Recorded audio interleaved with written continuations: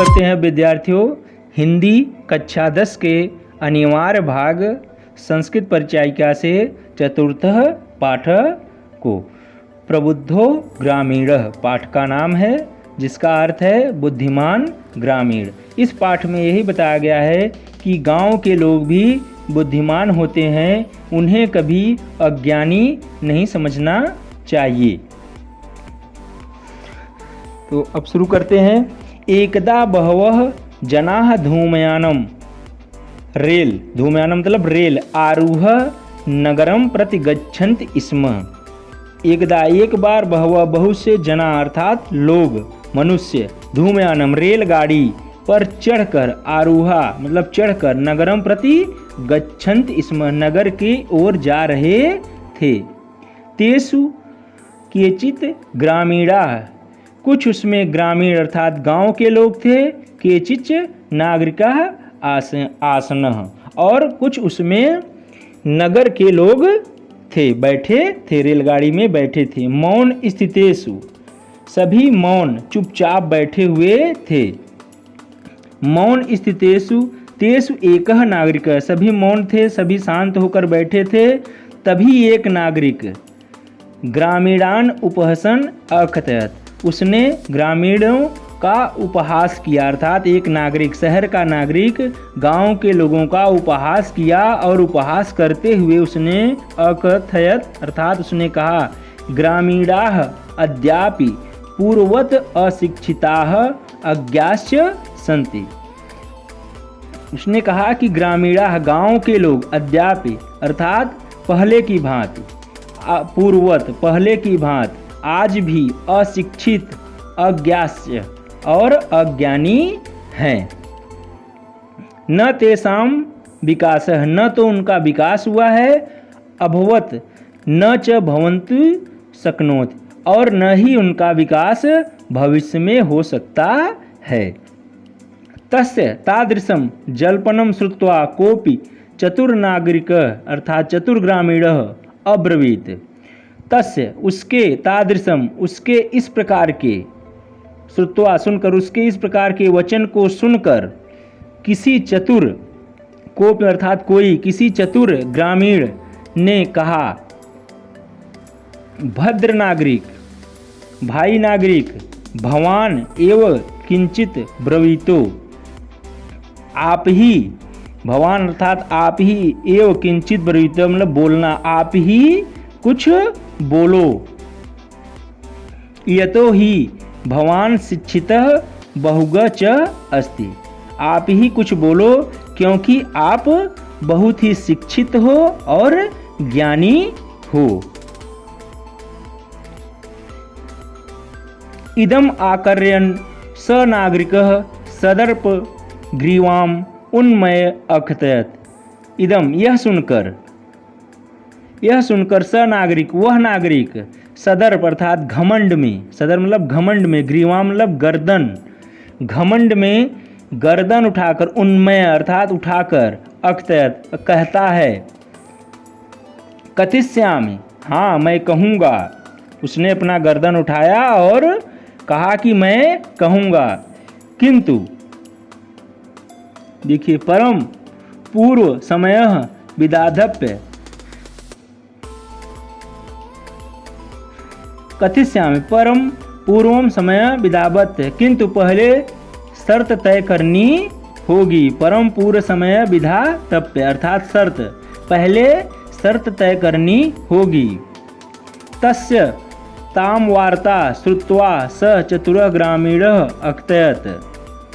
तस्य तब उसकी इस बात को सुनकर, श्रुत्वा मतलब सुनकर, वार्ता मतलब बात, उसकी बात को सुनकर, नागरिक के बातों को सुनकर, चतुर ग्रामीण ने कहा, भो अर्थात हे, वयम अशिक्षिता, भो हे भाई, वयम हम लोग, अशिक्षिता अर्थात अशिक्षित हैं, भवान च शिक्षित, भवान अर्थात आप शिक्षित हैं, वयम अल्पगा, भवान च बहुज्ञ, हम लोग अल्पज्ञ अर्थात अल्पज्ञ हैं, कम जानने वाले हैं, थोड़ा जानने वाले हैं। आप बहुज्ञ अर्थात आप बहुत जानने वाले हैं। इत्येव विज्ञाय अस्याम भी समय कर्तव्य इतएव विज्ञाय, यह सोचकर हमें अस्याम भी समय कर्तव्य, हमें शर्त तय करनी चाहिए। वयम परस्परम प्रहेलिकाम प्रक्ष्याम, वयम हम लोग परस्परम आपस में, परस्परम मतलब आपस में, प्रहेलिकाम मतलब पहेली, प्रक्ष्याम पूछेंगे, हम लोग आपस में ही पहेली पूछेंगे। यदि भवान उत्तरम दातुम समर्थः न भविष्यतः तदा भवान 10 रूप्यकाणि दास्याति। यदि भवान उत्तरम दातु समर्थः, यदि आप उत्तर देने में समर्थ न होंगे तो आप भविष्यतः तदा भविष्य में आगे अर्थात आगे चलकर तदा तब भवान 10 रूप्यकाणि दास्याति, तब आप 10 रुपये हम लोगों को देंगे। यदि वयम उत्तरम दातुम समर्था न भविष्याम तदा 10 रूप्यकाणाम अर्ध 5 रूप्यकाणाय दास्यामः।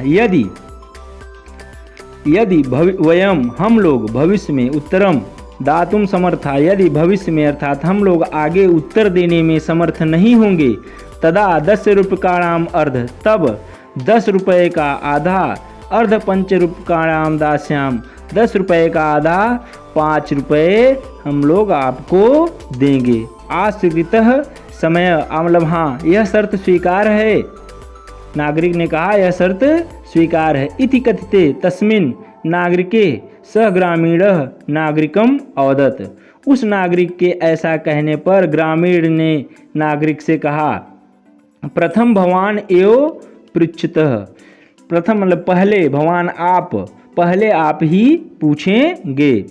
नागरिकश्च त ग्रामीणाम अकथयत्, और नागरिक ने उस ग्रामीण से कहा, अकथयत् मतलब कहा, त्वमेव प्रथम पृच्छ, पहले तुम ही पूछो।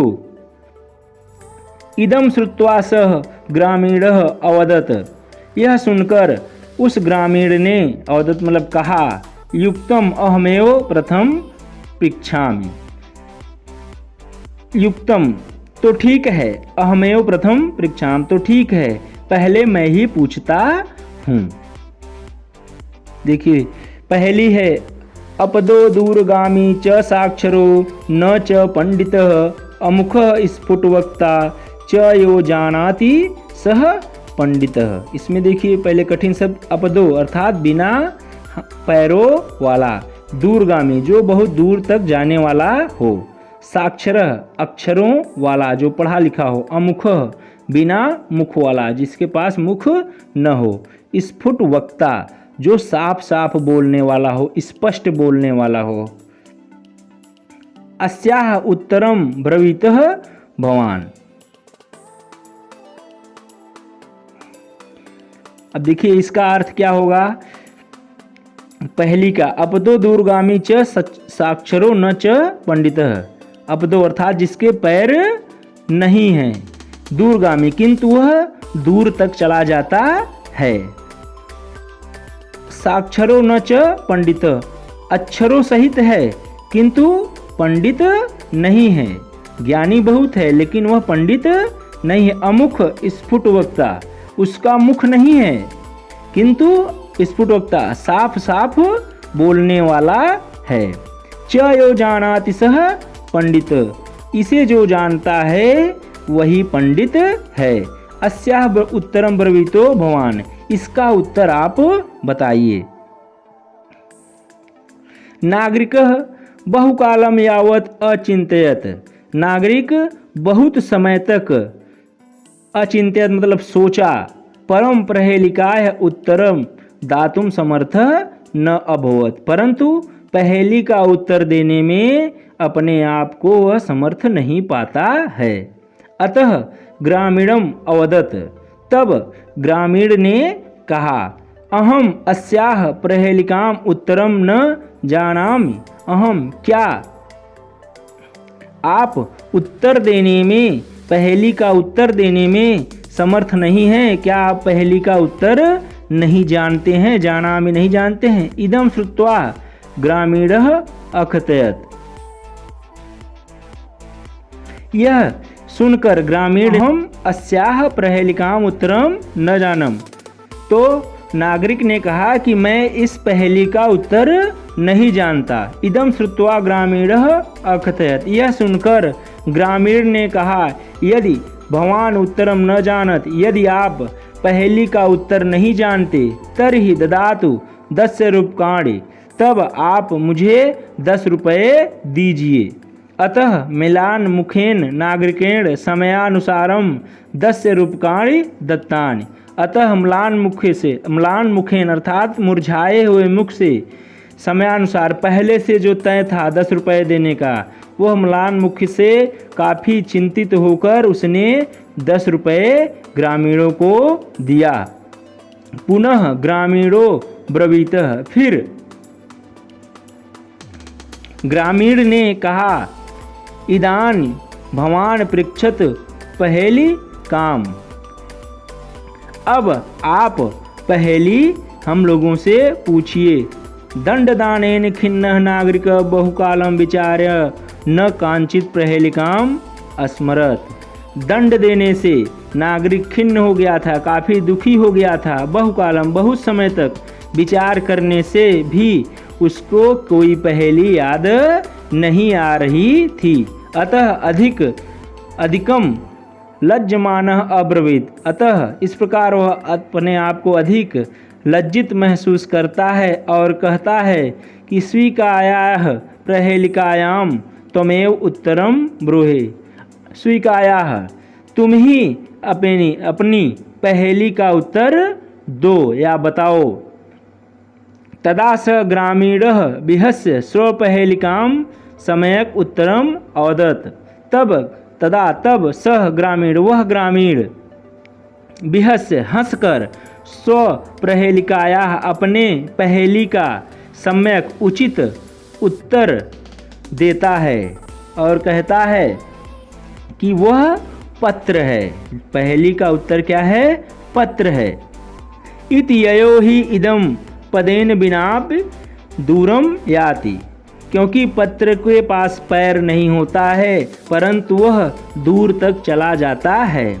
अक्षरैः युक्तमपि न पंडितः, पत्र में अक्षर ही अक्षर लिखा रहता है, वह साक्षर है लेकिन वह पंडित नहीं है। एतस्मिन् काले तस्य ग्रामीणस्य ग्रामः आगतः, तभी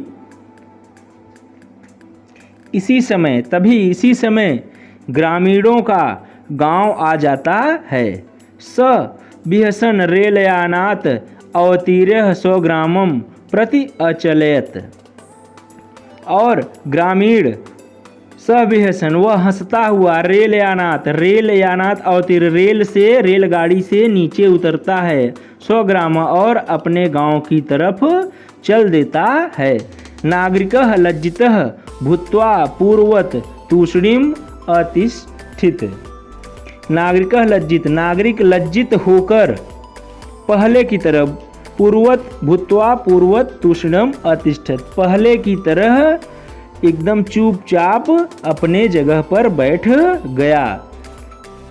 सर्वे यात्रिणः वाचालं त नागरिकं दृष्ट्वा अहसन्, सभी यात्री वाचालम अत्यधिक बोलने वाला, बकवास करने वाले नागरिक को देखकर, दृष्टवा अर्थात देखकर, अहसन हंसने लगते हैं। तदा स नागरिकः अनुभवत, तब वह नागरिक अनुभव करता है, यत ज्ञान सर्वत्र संभवत, वह जानता है, वह अनुभव करता है कि ज्ञान हर जगह संभव है, ज्ञान हर जगह पर मिल सकता है। ग्रामीणाः अपि कदाचित नागरिकेभ्यः प्रबुद्धराः भवन्ति, गांव वाले, ग्रामीणा अर्थात गांव वाले भी कभी नागरिकों से अधिक जागरूक और बुद्धिमान होते हैं। तो विद्यार्थियों, इस प्रकार आज चतुर्थ पाठ समाप्त हुआ। अब इसके बाद मैं हिंदी में गद्य खंड से तृतीय पाठ को लेकर आऊँगा।